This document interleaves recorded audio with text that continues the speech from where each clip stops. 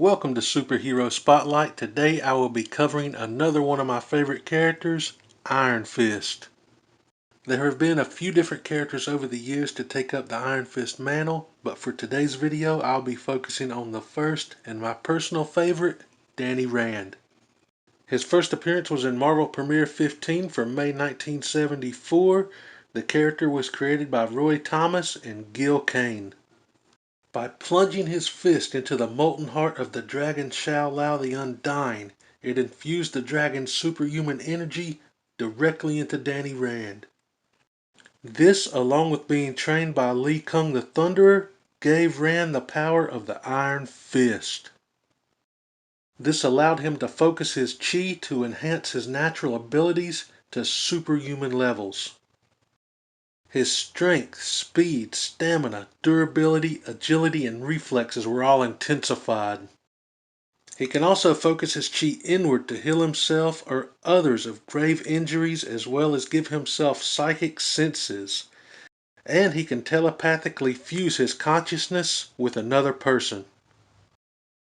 A little bit of backstory before Danny Rand got his powers. His father, Wendell Rand, as a young boy happened upon the mythical city of Kung Lung, which only appears on Earth once every 10 years.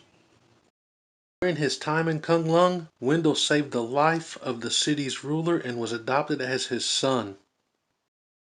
Eventually, Wendell decided to leave Kung Lung and return to the United States, where he ended up becoming an entrepreneur and founding the company Rand Industries. Soon after, Wendell's wife Heather gave birth to their child, Daniel Rand. When Danny was 9 years old, his father, Wendell, decided to take him, his wife, and his business partner, Harold, on a trip to try to find Kung Lung once again. Unfortunately, both Danny's parents were killed in the journey, and Harold Meacham was trapped in an avalanche and presumed dead. The monks of Kung Lung took in Danny Rand and trained him until he was 19 years old, in which time he received the power of the Iron Fist.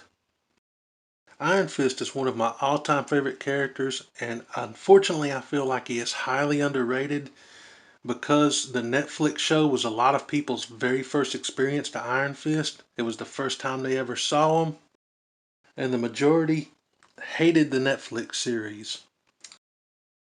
I'm probably one of the very few that actually enjoyed the Netflix series with Iron Fist, but going into it, I was already a fan of the character. Now, if the Netflix show was your only experience to Iron Fist and you did indeed hate it, let me change your mind by recommending some awesome Iron Fist reads from the comics. The first recommendation is Iron Fist: The Return of Kung Lung.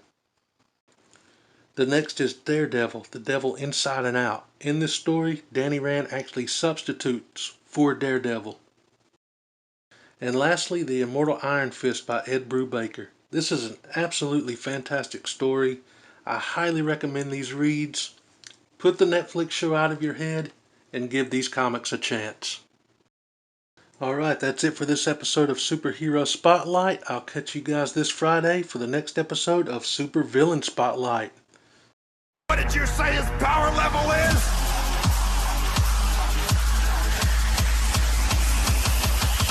It's over 9,000!